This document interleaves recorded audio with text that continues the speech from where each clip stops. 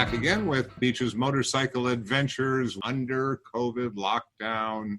And therefore, we're doing Beach's audio adventures and another podcast from Grand Island, New York. And we're connected right across the river to the Great White North and Thunder Bay, Ontario, where we've got Mike Knott. Hi, Mike. Hey, Robbie. Good to see you again. If not in person, over this computer technology. It's good we have this, whatever it is, 80s Skype plus we can talk over. I'm just sitting here. I poured myself a Sleeping Giant, One City Pilsner. And I'm here. My friend Larry Leish is here with me. And we're going to talk about kind of what to watch, or I think mostly just what to watch in these times. Something to entertain ourselves, motorcycle-related videos and movies, and kind of why we like these particular ones we're going to talk about. Good to have you here, Larry. Hi. Yeah, these are crazy times, are they not? It's interesting that we can do this, and I could not imagine having lived through this 100 years ago. You know what I mean? The last time this happened, because how would we have communicated? Like, you'd send a letter and it would go by steamship, that kind of thing, right? Talk to your neighbor. You got to tape a note to your goat or something and send them over. Right. So this is super cool and super fast. Like, we're sitting here looking at Rob. I can see the color of his eyes. Cool. Indeed. Yeah, it's really something else. And it also turns into a big problem of how do you pass the time? Right now, we're shut down. We can't get to Europe. I can't even get to Canada, which is 400 feet in front of my house. So the lockdown has got everybody in our lockdown or quarantine or whatever you happen to want to call it is really turning things upside down. And it makes a whole bunch of people a little stir crazy. I've never been particularly interested in sitting down and watching serial programs on TV or, watching what's currently coming out of Hollywood. But you guys are paying attention to a variety of different things. It's a whole lot more interesting because it all involves two wheels, right? Yeah, for sure. So we both have a bit of a list here, and I can't help to notice, I have the list in front of me, Larry's too. Of course, the top of Larry's list, unsurprisingly, is Easy Rider. But you need to know why. Okay, so I've never seen this movie, but I keep thinking, okay, I guess I'm going to have to find it and watch it. You've never seen Easy Rider? Well, you have to remember, I'm far younger than you two, so... I am shocked that you didn't see even on your mother's knee or something watching Easy Rider. So, Larry, why is it there from your perspective? Because that movie got probably more people riding than any other movie I can think of, especially at the time. Okay, so whether you were into it or not, or you thought it was a cool, the whole storyline was cool or not, that's the one that did it. Why is that? Why? What about it? Well, it's a Western, right? That's what it is. I mean, it's really a Western. It's, two dudes, instead of getting on their horses, they get on their iron horses and they go from California to Mardi Gras. Right? Yeah, okay. So that had a big influence on me and on a bunch of the people that I rode with in the earlier days of my riding. Yeah, see, that's why, because you harken back to when you were a hippie and you would talk about the man, and now you are the man. That's funny, but it is. It's funny, but it's the idea that it opened the door.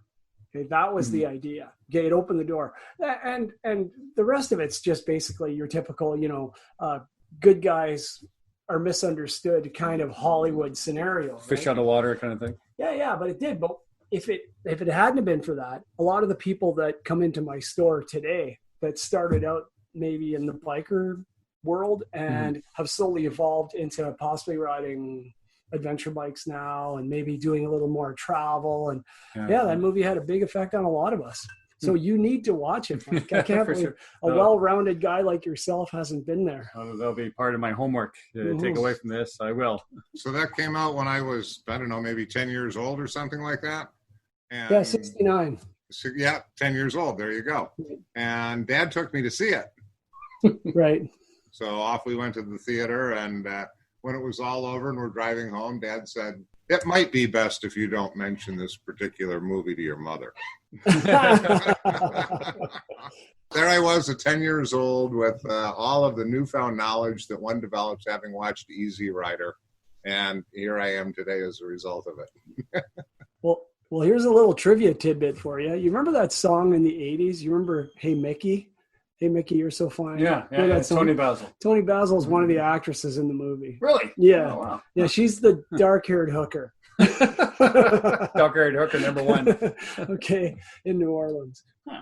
Cool. So there you go. Now, what's your favorite? Well, number 1 on my list, partly because it just gotten going, is Moto GP. So we all subscribe to Moto GP, and it's a decent amount of money for sure. I consider it the same way I subscribe to HBO. HBO, a 1 hour show is 1 hour.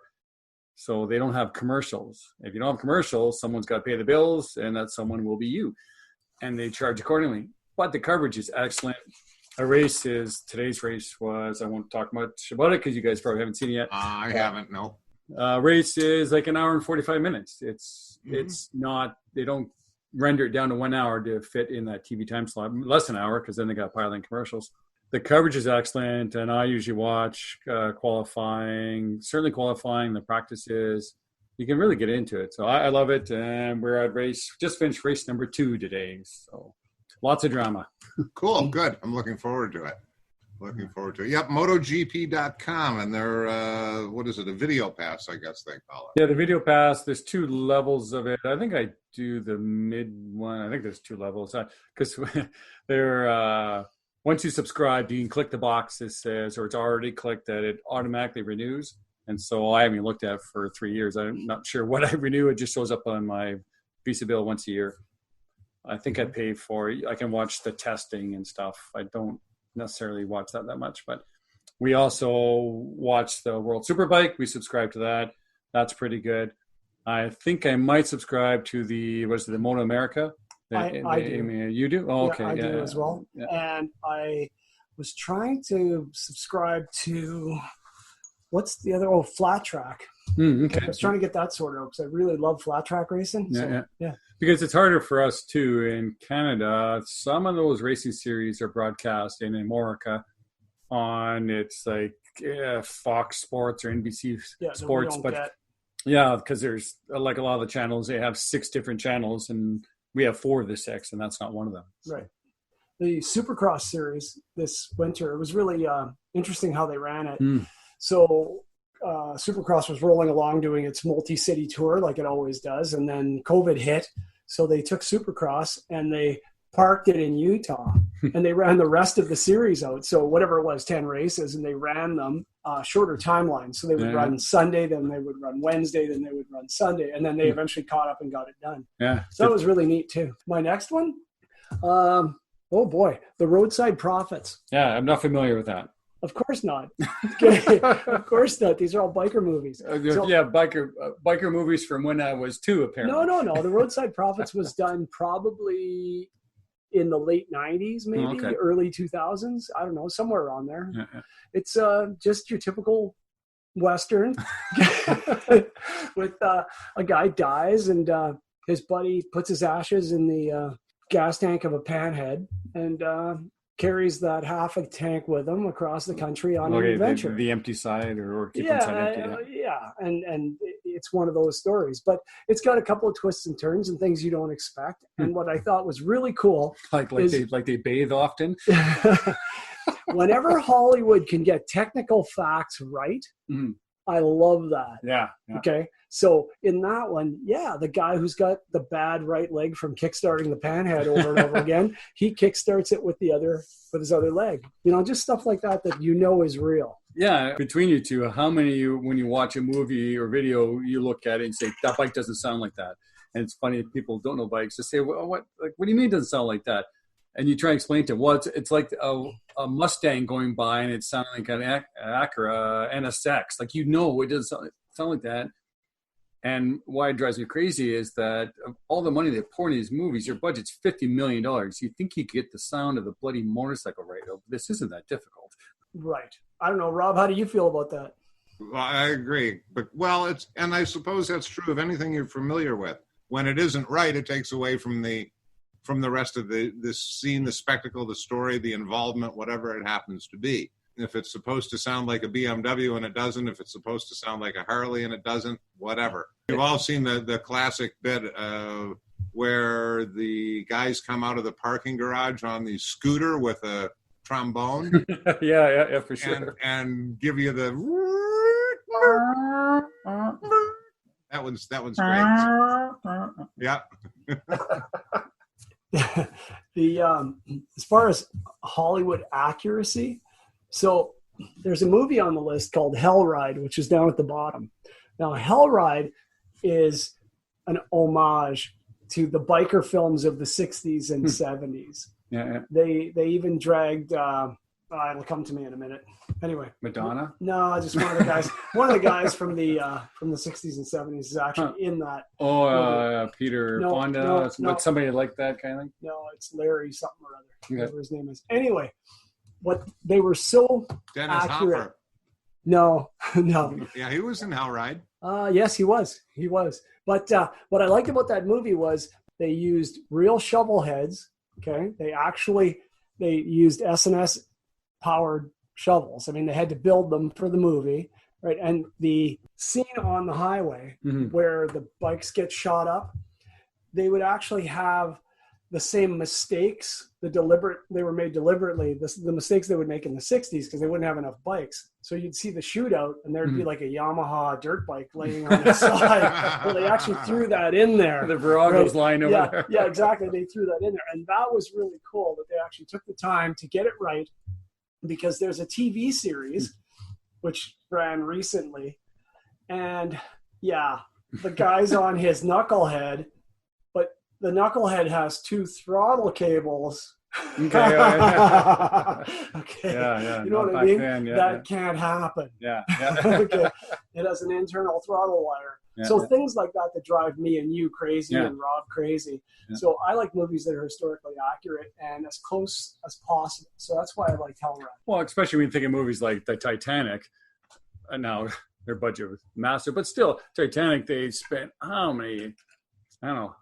Tens of millions of dollars recreating the furniture that you'd see in the background and make sure it's correct. We're just saying, hey, could you reuse the right bike? I don't know. Yeah. And record the sound of it while you're at it. Mm-hmm. What's next, Mike? What's next on your list? So one of my favorite ones, a lot of my movies or shows I have on my list are free on YouTube. You just go on YouTube, download them or watch them right from there. One is The Space Between. It's about the Isle of Man. Mm-hmm. And there's of course a lot of movies or shows about the Isle of Man, TT racing. This one, I think it's a little bit more special or different in that it tells a backstory of some of the people, follows a couple of racers as they're going through the TT weekend, and they show it in the right light, they show the dangers of it and what can happen, but why the racers are still there. And it's fairly entertaining. I rather enjoyed it. It's about an hour long. On YouTube, search out The Space Between an Isle of Man. You'll find it quite easily. So I wanted to come at this from a little different angle, right? Mm-hmm. So part of this is that we're trying to get away from all of this lockdown, COVID, and we're actually trying to distract from it, not, be trapped in it. Yeah. So a movie to me, even though I'd like it to have, the theme that I want to, see, like, let's say in this case, it's motorcycling we're talking about. The movie still has to have entertainment value. Yeah, right? For sure. So something can be just facts or just reality TV style stuff, but it's not that entertaining. Mm-hmm. I think the guys at Top Gear or now Grand Tour, what makes them so successful is because they are entertaining in whatever they do. Right. So that formula. So let's go on to the next one. So on any Sunday, we all agree? Yeah, for sure. Right? Do we all agree that there's nothing better, right? And who's the little kid doing the wheelie at the beginning? Was that Freddie Spencer or Kenny Roberts? No, it's right. He becomes a motocross racer in the 80s. Quite famous. We'll get to that later. Bob Hanna. No, it's not. He became an Indy driver. Ward. I think it's Ward. Oh, really? Yeah. Oh, Jeff Ward. Oh, yeah. Okay. All right. So that's that one. Okay. What's your next one, Mike? What we got here? Another one more. It's not just one video, but there's a Drive Mag Riders. They produce a whole bunch of videos. They do a lot of motorcycle testing, gear testing. They get brand new bikes and they'll keep them for a year, long-term testing and stuff. But they'll go every so often on these kind of longer-term tours, and they'll record them. So they've done a bunch. One was It's called they use a Honda African Twin. It's called the True Adventure in Kyrgyzstan. I may not be pronounced that properly, but that one is pretty good. I think that one is about 40 minutes long. Some of their videos are longer, shorter. They're not, but they tend to be more on the shorter side. But I rather enjoyed that one. They did another one called the Balkans Adventure. They do it on 790 KTM Adventure. I rather enjoyed that one because we've toured in some of those areas, Rob and I. And that's a pretty entertaining one. And partly what I like about their videos is there's not a huge production team behind this. It's not super polished. It seems like the real deal. He always has the drone is mandatory now for any of these videos. He always has the drone, but it's kind of neat, especially in some of these areas where the scenery is so gorgeous. It's so huge. So you get some great views. And so he's done that one too. There was another one he did on a 1250 GS in Patagonia, and he rides all around there. And same thing, just beautiful views and everything. Of course, the weather's not always perfect, and every so often you fall over, go boom. But really entertaining stuff. And a lot of their bike reviews and stuff are just really great. They're good too because it's not an hour long. A lot of their stuff is like 20 minutes. Pretty good entertainment for 20 minutes. Yeah, and in the YouTube, handheld kind of video thing, the length of time becomes a problem because most people won't sit through 2 hours that way. Yeah. You got to have a big screen for 2 hours, right? Yeah. But cool. Let's move on to the next one. Dust to Glory. Have you seen Dust to Glory, Robbie? Sounds like it's dirt track. No. It's the 2003 running of the Baja 1000. Oh, okay. So it's almost like what would have really happened if on any Sunday flashed forward by it's got that feeling to it. Yeah, it sounds like it's the same narrator. It's Dana Brown. It's his son. It's Bruce Brown's son. Okay. Yeah. Okay. It's exactly that. Yeah. So the dad did Endless Summer, I believe, and then on any Sunday, and the son did Step Into Liquid and Dust to Glory. Dust to Glory. Yeah. You know what's great about this Dust to Glory is you can show that to people who aren't a dirt bike fan, a motorsports fan, because it has a really great story. And I have shown it to people who they're just, as long as they're kind of sports fans kind of thing, if you like that type of thing, they'll enjoy it. And so one of the main parts of the story is about a guy, he was a Honda factory racer. Mouse McCoy. And then they... Oh, no, not him, the other guy. No, you're thinking of the A team and the B team. So Campbell and the other guy, I can't remember his name, but that's part of it. The other part of it is Mouse McCoy, who runs the whole thing. That's what I mean. Himself. But he was on the factory team, and he loses his spot, and then decides to run the 1000 on his dirt bike all by himself. Huge deal. And was that how that went? Because I don't remember the sequence there. But all I remember is that Mouse McCoy, who's like, isn't he a Hollywood stuntman or something? I don't know. He's something like that. And he decides to run the whole thing by himself.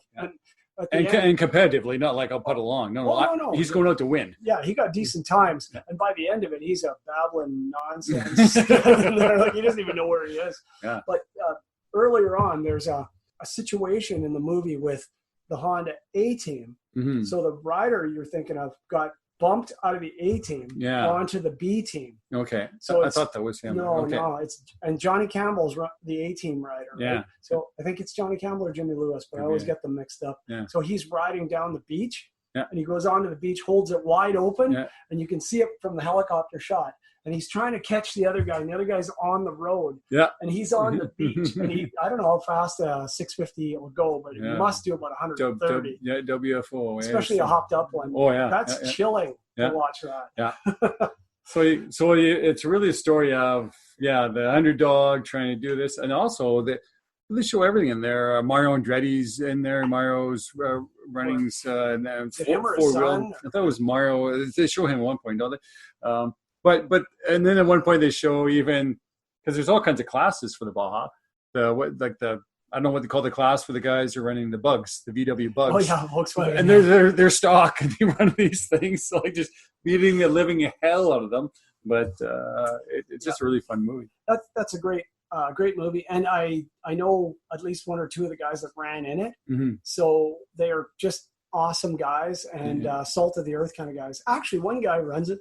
motorcycle tours Yeah. in Central America, and he's from Virginia, and his name's Fred Brown. Okay. Yeah, and he was at that he was at that event. Okay. Yeah, Cool. Yeah. It's a pretty wild. Those long-term races like that, they're so exhausting and everything. Oh, it's just mind-blowing. So, what's your next one? Well, Itchy Boots, for anybody who's fans of Itchy Boots, they know who she is. But it's a woman. She's Dutch. Her first season, she was traveling the world more. It was all in Europe.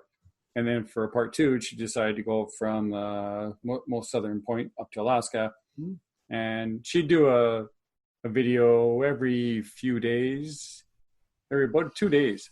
I'd diarize what she was doing. And then COVID hit. And then she gets kind of stuck.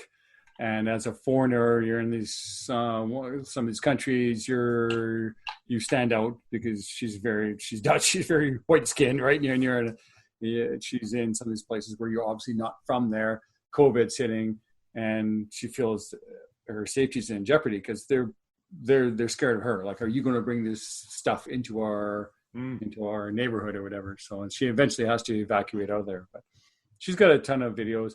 They're a little bit formulaic, but still, Bonnie and I would stick them on the TV every night because you just stream from your phone, put it on. They're about 10, 15 minutes long, generally, maybe 20.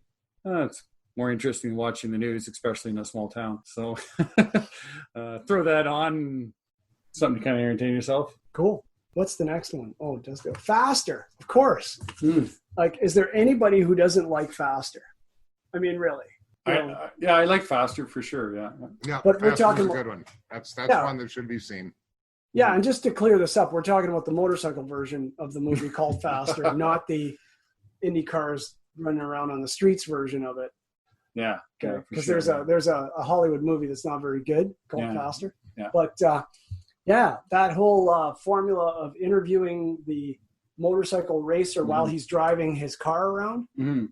I like the way that works. I like the closeness of that. Yeah. Caparossi doing his explanation of how his mother doesn't watch the races until the end, and then he'll call her up, and Valentino Rossi just being candid and talking off the cuff. Yeah, stuff like that. That was really well done. Well, it's always interesting to listen to Rossi, I think, if you're into the bike racing. Right. But it's narrated by Ewan McGregor, and it's a really top quality production. And even the explanation for Gary McCoy sliding the bike around when no one else was doing that at the time, I like that. I think that was kind of cool. So what's your next one? Yeah, he really kind of brought that back for a bit. Yeah. Well, an oldie but a goodie is Long Way Round, and you can find that on YouTube also. I had the DVD at the time. There's, of course, multiple Long Way Rounds, and now they're doing the Long Way Up, which sounds kind of dumb to me, but I haven't seen it, so I'm trying not to pass judgment. But it just, I don't know, just from what I hear, it's like they have a convoy of vehicles because they're doing electric vehicles, and they're riding electric vehicles where you can't really ride electric vehicles because there's no power grid. So they're towing generators and stuff, just like, okay, this sounds kind of starting to sound a little ridiculous at this point. Yeah. But whatever. But I did really enjoy the Long Way Round, and some of the naysayers would always say, yeah, well, they had a team of vehicles, and they had support, and they had this, they had that. And there's some legitimate criticism there. But at the same time, they're trying to make a TV show for you to watch. If they don't have any of that, then you don't get to watch it. There's kind of compromise, right? Yeah, because any of that stuff done by one man with a handheld GoPro is it's a little lame, right? Yeah, for sure. Yeah. There was an actual movie in the movie theaters, and they made it into a 10-part series, or I know what came first, but yeah, to get the production level of being in a movie theater, it has to be decent quality. Like you said, this isn't film with their phone and no, and any of that stuff. Like if you ever look at where you see the outtakes, or where the camera pans away for a second and you see the production crew there, like Top Gear will do it once in a while, right? Yeah. But look, and there's 15 guys standing there with cameras, for sure, microphones, and all sorts of stuff, right? Yeah. So it is what it is, right? So, but we're supposed to be lost in it to the point where we don't remember there's a cameraman. Yeah. Right? If it's done well enough, like you don't really think about it, So again, back to slick production and good editing and all these things, right? Yeah. So anyway, Motorcycle Diaries. Mm-hmm. Okay, have you seen it? No, I haven't not seen that. Okay, so Have you seen that, Robbie? No, I haven't. no. Okay, so basically, Che Guevara and his buddy. Oh, so okay, yeah. Che Guevara, the spiritual leader of Cuba. Okay, not Fidel. Okay, the other guy. Yeah, he basically rides from Chile on up, and they two of them on a very small motorcycle. It looks like an old Norton or something. Okay. And it's less about the bike and more about the overall adventure and the telling of the story for how he formed his ideas. Right? Yeah. Okay, so that's really well done. It's subtitled, but I mean, I don't mind that. You know, if you can get by a little bit in Spanish, you'll enjoy the movie. Mm-hmm. Great film. So of course, I had from Dust to Glory also on my list. We had one in common. We did. Great. That's great. What's next? So what I have here, it's called From London to Sydney. It's on YouTube. It's a story of these two guys who are traveling from London to Sydney and doing on a couple of KTM 690s. And it's hour and 10 minutes long, and they just document as you go along. They have some problems with the bikes. I think both lose a fuel pump. Apparently that seemed to be a problem, weak spot. And trials and tribulations. The one guy ends up getting 3 days of explosive diarrhea or something. He has to go see a doctor. Nice. Yeah. And when they're in the backcountry of China or somewhere. Yeah. So they, but that's the way these things go, right? Mm-hmm. Or can go. You sometimes, especially, I think, I can't remember if they were camping much, but some of the places they're staying are maybe not as clean as what we're used to. And sometimes you get a bit of that happening. So you're talking London, England to Sydney, Australia. Yes.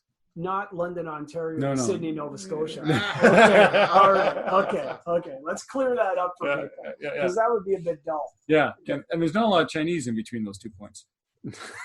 Yes, there is. No, just kidding. No, they're all in Vancouver. All right. So let's, so here's one for you. The Born Losers is an old biker movie from the 60s. Do you know it, Rob? That I might have seen. I'm there because I came upon some bizarro movie recently, and I'm not sure if it was that or not. I'll have to take a look. Well, the reason it's relevant to me and why it's funny is because The Born Losers is Billy Jack before the Billy Jack movie. Okay, so Billy Jack, the the two of you look at each other. Oh yes, Billy Jack. Yes. Uh-huh. Yeah. Well, you wouldn't remember that because you're too young. Exactly. Billy Jack was he had a martial arts background, and he was one of those good guys who took on the bad guys in his town. Okay, like an Asian Robin Hood. A little bit Robin Hoody, but it's it's out west. Okay, it's in a western town, like in one of those places like Arizona or something. Okay, or New Mexico. So he fights the bad guys, and he does this martial arts stuff that nobody had really paid attention to in Hollywood before. Mm-hmm. Yeah. So anyway, The Born Losers is a biker version of that. So it's him as the character Billy Jack showing up to fight the bikers. Yeah. Okay, so it's kind of neat. So there's kind of a theme with you. If they turn a Western, replace the horses with motorcycles, you're in. I love Westerns. You just despise their form of transportation. Well, don't worry. There's different movies coming, and these will really throw you for a curveball. So go ahead. Give me your next one. So speaking of subtitles, there's a 30-minute long little movie. It's called Motor City Mission Manx. It's a little show or movie about a group of friends going from somewhere in Germany. They're going to ride to go see the Manx TT on the Isle of Man. And it's all subtitled because, them Germans tend to speak German. I just found it really entertaining. They're camping along the way. They're all on older bikes. So all these guys are dressed more like in the vintage gear on older bikes, going to see the vintage racing. A bit of a theme there. Okay. And at one point, they find some farmer's field and ask them, "Hey, can we camp in your field?" And no problem. I found it entertaining, maybe because it reminds me of when back in the days we go to the racetrack. Hey, you get all the guys together. Let's go to the racetrack and just have some fun, blow off some steam. And old stuff, right? Yeah, for sure. I did once fix a carburetor on my Harley with a stick, right? That's right. Okay, with a piece of wood. With a piece of wood. Now, we've heard that. That story is so legendary. We know it on this side of the board. All right. Okay. Oh, that's cool. So here's one for you. This is actually a Western. Okay. You remember Time Rider? Rob, do you remember it? No, I don't. It was in the 80s, early 80s, and somehow a guy's in a desert race, okay, and he goes past some science experiment and he gets zapped back in time with his desert racer into the 1800s, into a Western. It's really neat to watch, okay? And it just the way they react to this machine. They keep calling it the machine, right? Okay, so that's a really neat movie. Was there fuel around at that time? I don't know. I don't know how they did that. Okay. He had a big tank because he's a desert racer. And they just filled it. And here you go. The movie Time Rider was produced and co-written by Michael Nesmith of the Monkees. Wow. That says something about it. I don't know what, but man, you're a wealth of knowledge. Well, I like time travel movies anyway. I just love the concept, and I found this movie very entertaining. But I saw this movie 38 years ago, right? Yeah. So I don't really know how good it was or not. Relating that to today's Hollywood, because today's Hollywood's very good. If you compare the production quality of the movie Hell Ride to that, or to an early biker movie, it's like, wow, it's not even close. Yeah, it truly is, right? You have to have different expectations completely. Walking into some of these things, because the production of the stuff now, there's just huge budgets, and because a lot of those movies at the time probably would have been small budgets at the time. Oh yeah. But like a small budget now is, for most of these movies, is whatever, $30 million. Right. Easy Rider had a tiny budget. Yeah, very tiny. Yeah.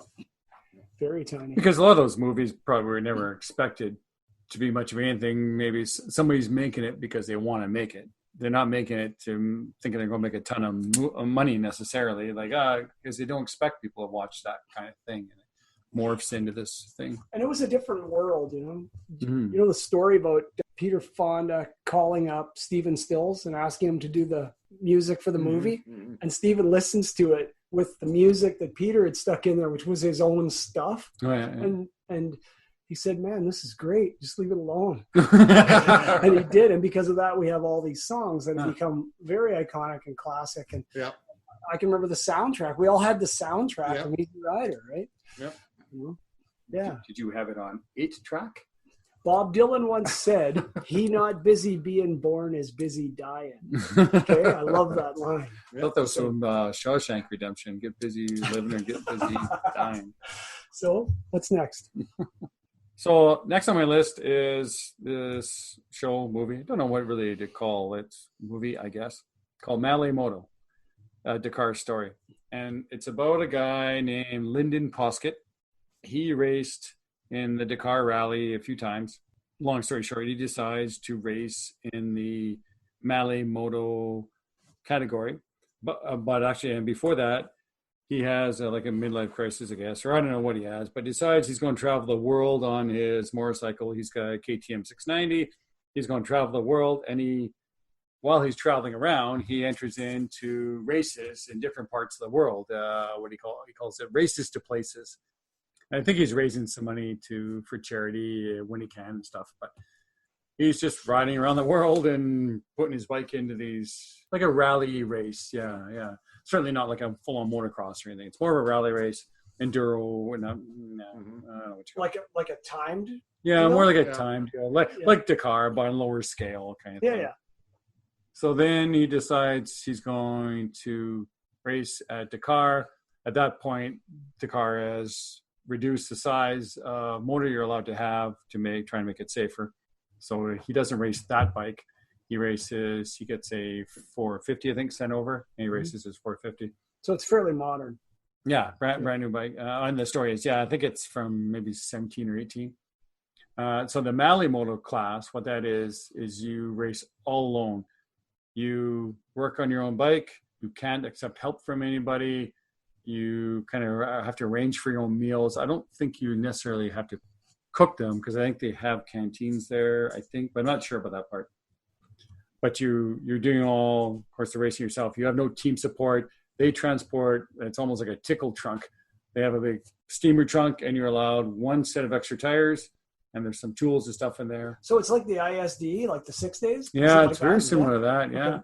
And so then the racing, they allow 30 entries in Malle Moto, and away you go. And you watch Lyndon as he goes through this, and you really get an appreciation for how exhausting this is, because he's at many nights he's crawling into his tent at midnight, 1 o'clock in the morning, because he gets back and maybe there's maintenance you have to do, or there's a problem with the bike, whether you're the guys fixing it. You don't drop it off, go have a shower and get the sack. No, you're the guy fixing it. So there's multiple problems like that where they put up a clock showing how much sleep he has in so many days, and it's astonishingly low. He's working on 2-3 hours of sleep a night, and then going out racing 600 kilometers in the desert or wherever they are. They get up at elevation because at that point they're still in Chile.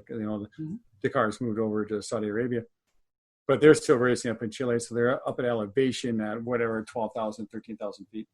So it's exhaustion to begin with. Never mind, you had 3 hours of sleep. That was the year they had really bad rains. They had some mudslides and flooding, and so that affects the racing in different ways. And there's again, I think a lot of these videos we're talking about, there's a real story of the people. It's not just like you're saying, here we are, here I'm on my bike going as fast as I can. No, it's how it's affecting this guy, and you see how he makes out. It's great. Again, that's actually a video you can show people, and I have, who aren't into dirt bike racing, they can watch it because there's a real personal story in there.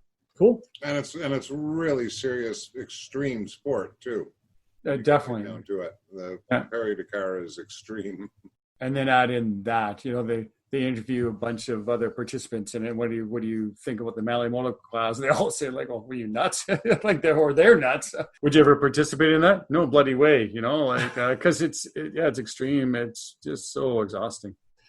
Yeah, those guys don't seem human to me. Guys that race the Dakar and those guys, that's crazy. I guess it's that mental toughness, not dissimilar to a lot of that long-term stuff. If you're racing, well, it's like racing Le Mans or something, right? 24 hours. I mean, sure, you're taking shifts, but you still don't sleep. Yeah. Well, I'm thinking more almost like a Tour de France thing. I'm going to sit on this torture device they call a bicycle seat and ride it for 3 weeks up mountains. Sure. It's tiring to drive a car up. And well, it's funny in our sport, right? In motorcycling, how we have those extremes. So that's the long, long-winded, long-range version of what we do, and drag racing is the short version of what we do. I mean, that's right. Go grab a ZX6, as you guys would say, or a ZX14, right? Just go blaze a pass. Anybody without any skill can run 10 seconds all day with either one of those bikes. So it's pretty quick. Yeah. Right. And just that end of it. So it's the polar opposites. But so I thought about getting into drag racing a few times, but I didn't have a dress. So. Oh, there you go, Mike. All right. So it's just Mike. We've got a movie on the list here, The World's Fastest Indian. Now, from an entertainment perspective, slick production, Hollywood, it really done well. I think it's a Disney, right? Is it not? Yeah, I believe it is, right? Could be, I don't know. But it's done so well, and the acting's top notch. And the movie. Have you seen that, Rob? Yep, it's a good one. Yeah, and it's just that it's a movie you could have your little kids watch with you. It's just so well done. And to me, I tie that movie in with the picture of Rolly Free. Yep. Right. I always see the vision of Rolly Free laying flat on the seat with his bathing suit on. Right. So there's that one. And movies like that have a purpose and they have a place. They tell a story, but they keep us entertained. So for that whole 2 hours, you're in it. Yeah. You're absorbed in it. You know what I mean? So and it's a true story. I mean, really is. Yeah, they Hollywoodize it a bit for sure. Fine. Yeah. But not a lot. Not a lot. Actually, not a lot at all. There's if there's more truth to that than there is fiction. Well, the other thing, I guess, it reminds you that this has been going on forever. There's people for years have done things like that, but are mentally tough and can get over these things. Because a lot of people say, oh, look at Marquez. Look, he's back riding. He was back in this weekend's race. How could he possibly do that? Yeah, well, he had access to the best medical attention in the world and probably the best drugs in the world. That helps a bit. Back during some of these guys' early free day and stuff, when you fell off that bike butt naked, you probably still got up and do it, and you didn't go to see a doctor. Oh, yeah. You're talking about like the Kenny Roberts stuff where he'd like soak himself in the bathtub until his cast was soft enough to bust off and then go race, that type of thing. Yeah, I mean, those guys were tough. I tell you, though, I got a lot of respect for anybody like Marquez or, when Rossi had his leg pinned. Those guys are riding within a very short period of time. They're still actually hurt, but they're riding. Oh, yeah, for sure. But, hey, I knew a guy who rode a motorcycle with a partially collapsed lung and broken ribs. True. So did I. I drove him to the hospital. Back from the hospital. But just, that's been going on forever. Miguel de Hamel limping to his bike at Daytona. He could barely walk jump on the bike and wins the Daytona 200. Did he win the 200 that time? He won on a 600. I think he won both. I think he won both actually that weekend. Yeah. So anyway, okay, let's move on. So the Wild One. Okay, the Wild One. Have you ever seen it? It's black and white. No. It's Marlon Brando. Okay, I've seen that a zillion years ago, but that movie's from before our time. Rob and I were not born when that movie was made. But it's basically the telling of how the biker mystique begins in America. Right? Yeah. It's the Hollister fiasco. Yeah. Okay. Okay.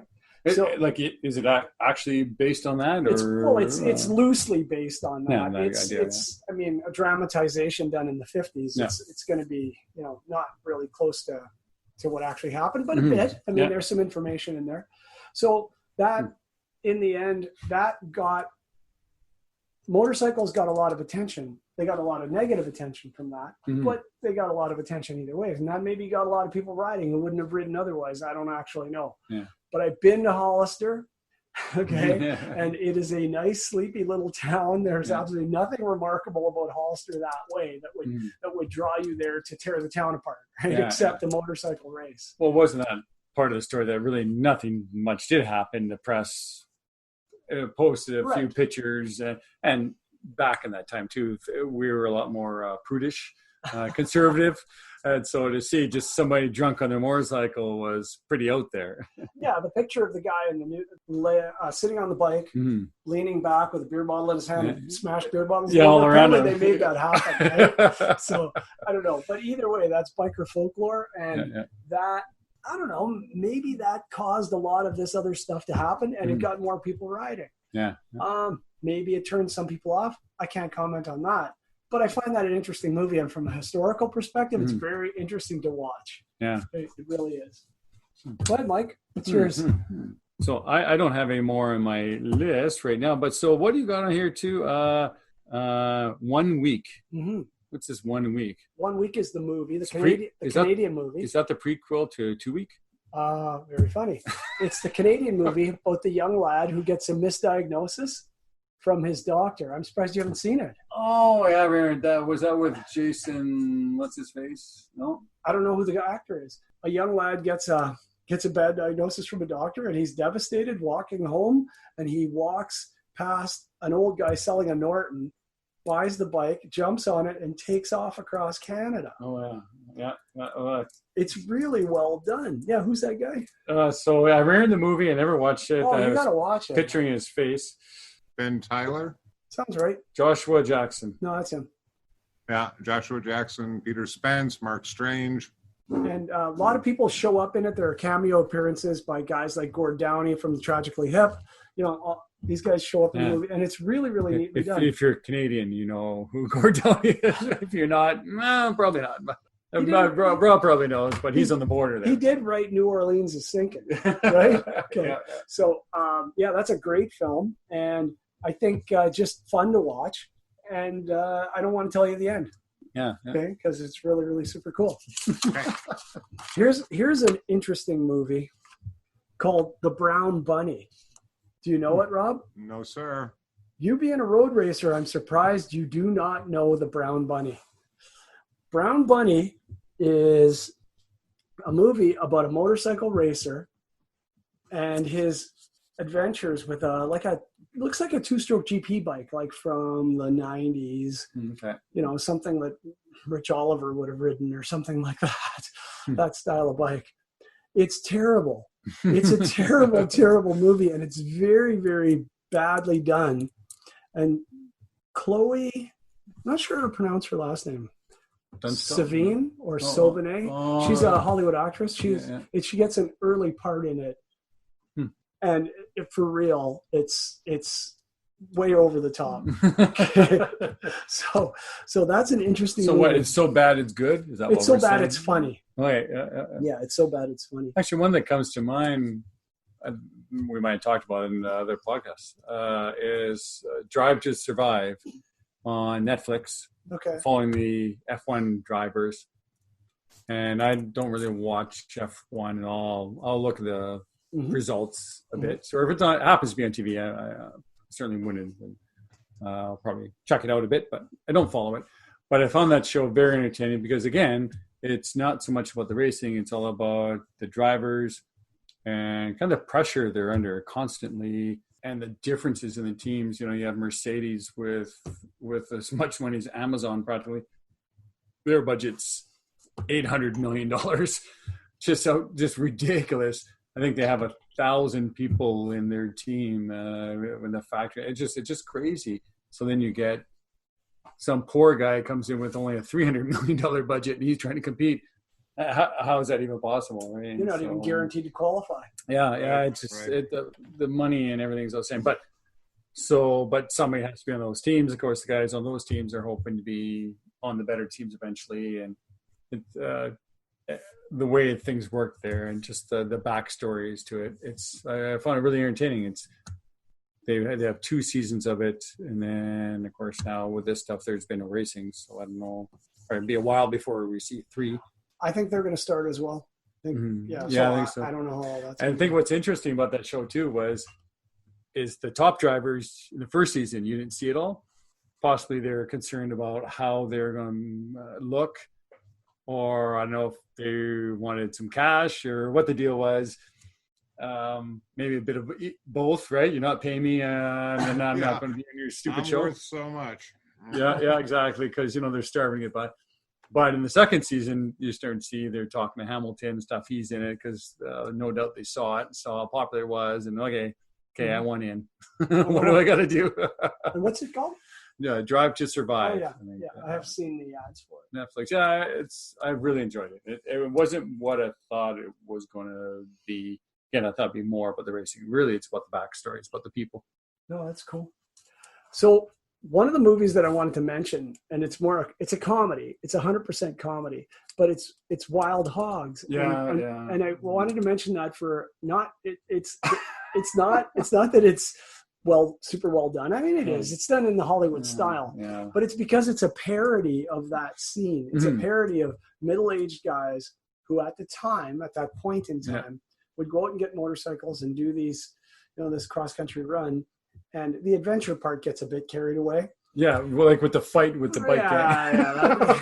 It's a little ridiculous, but it's just a representation of that scene. Yeah. Because that scene actually exists, and it exists for a lot of people, and a lot of the guys that I know and a lot of my customers are those guys. They're not really going to take it too seriously. They might go out on that 1 or 2 runs a year. Again, we were talking about guys last time we talked who will ride bikes that don't necessarily have to handle very good. Yeah. They just need that bike to do its job. The bike just needs to go down the highway and look cool and do its thing, right? Yeah. So that's, I just wanted to mention that one from there. Yeah, I've seen that movie. Not much of a fan. Problem what I found with that movie was it could have been really good, and they were really close.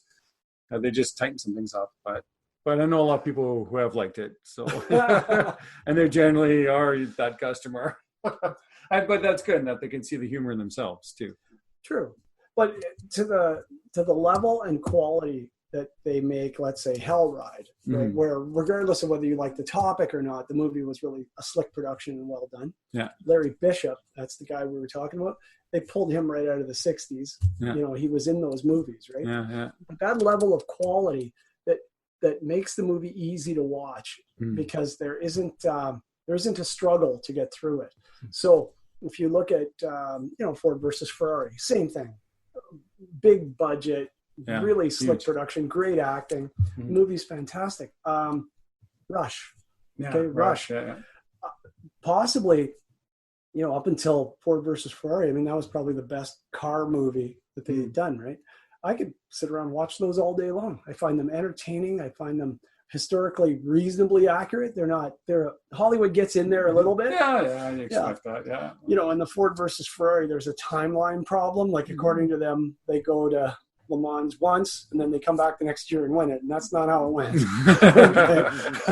But, it's entertainment, and that's what we're talking about here today, is we're talking about a way to keep yourself entertained, connected to motorcycling, throughout this time where we're all locked down and trapped, right? Yeah. So I think that this list of movies that we've thrown around, it's good for a giggle, right? It really is. And to take people from one segment of it and show them something else, which we've often done. Like, I've taken people who've never ridden anything other than, a Heritage Softail or something, and taken them and brought them over to my house and showed them a Moto GP race or a World Superbike race. And they come away going, wow.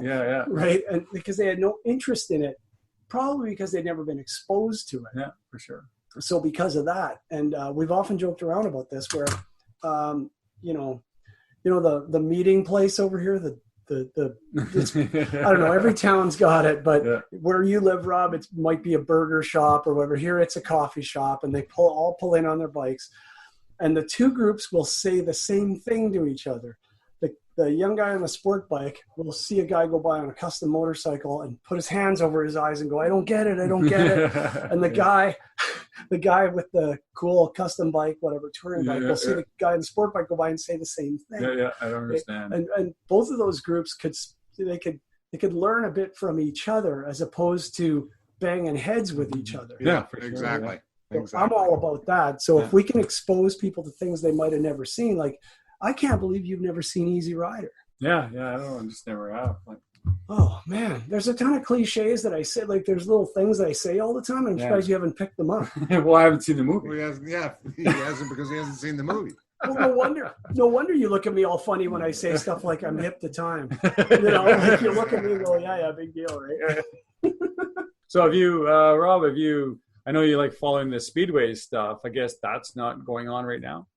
I'm not sure exactly what's happening with it at the moment because my two favorite riders are in very different sets of circumstances. Greg Hancock, the American who is 5-time world Speedway champion and the only guy to ever actually make all of the Speedway Grand Prix except for one. From beginning to end, he rode in every single one of them. Has retired. His wife has cancer, and so to stay with the family and eliminate the travel, he's retired from racing. And Martin Smolinski from Olking in Germany, our hometown. He had a pretty bad accident a month or so ago, broke his hip and leg, ribs, and a variety of other things, and he's recovering from that. He's back on a bike right now, but he's just test riding at this point. We haven't even checked to see if the Speedway stuff is going on, but SpeedwayGP.com is the website for the Speedway Series, and at least last year and previously, they had all of the Speedway races on for free. You did have to register with the Speedway TV website or whatever it was. You had to actually give them an email address and confirm that you were really there. And that was the extent of it. It didn't cost anything, and they had the entire race from beginning to end. Good stuff. Kind of like drag racing there. It's dirt track done in a minute. Yeah, it's pretty quick. Do you follow dirt track at all? Do you follow like mile or half mile, any of that, Rob? No, I don't. Because it came so close to dying out here. Yeah. And now it's just Indian, and they're doing well. They're doing very well. But it's taken on quite a resurgence. They've got some new promoters. They're working hard on it, and I'm eager to see it come back.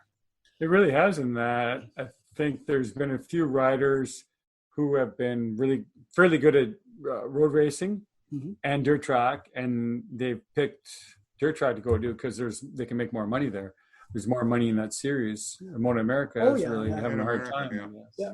Which is surprising. Yeah, like a lot of those guys, like even some of the older guys, like Pegram and those guys, they're all dirt trackers, right? Yeah. And the Hayden boys and all them. And I remember there was a year when Nicky came to, he was riding Moto GP. He came to the States in the summer for a short span of time, and he rode short track.